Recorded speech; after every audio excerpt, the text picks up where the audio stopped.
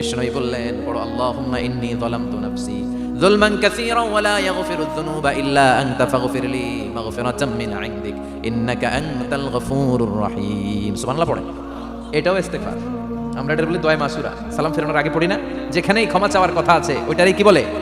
ইস্তেগফার। আল্লাহুম্মা ইন্নী যালামতু নাফসি, আল্লাহ জুলুম করেছি, যুলমান কাসীরা, অনেক জুলুম। ওয়ালা ইয়াগফিরুয যুনুবা ইল্লা আনতা, তুমি ছাড়া এই গুনাহ ক্ষমা করার তো কেউ নাই। ফাগফিরলি মাগফিরাতাম মিন ইনদিক, তোমার দয়ায় আমারে ক্ষমা করে দাও। ইন্নাকা আনতাল গফুরুর রহিম, তুমি হলা ক্ষমাশীল। ঠিক কি না?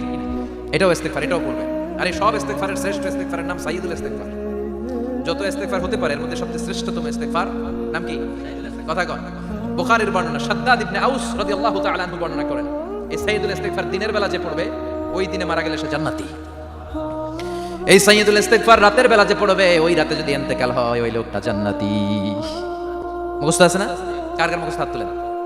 মাশাআল্লাহ, তাবারাকাল্লাহ, মাশাআল্লাহ, মাশাআল্লাহ। আর যাদের নাই তাদের হোমওয়ার্ক, তাদের আল্লাহুম্মা আনতা রাব্বি লা ইলাহা ইল্লা আনতা খালাকতানি ওয়া আনা আবদুক ওয়া আনা আলা আহদিকা ওয়া ওয়া'দিকা মাসতাতa'তু আউযু বিকা মিন শাররি মা সানা'তু আবুউ লাকা বিনি'মাতিকা আলাইয়া ওয়া আবুউ লাকা বিযামবি ফাগফিরলি ফাইন্নাহু লা ইয়াগফিরুয যুনুবা ইল্লা আনতা। সুবহানাল্লাহ পড়েন।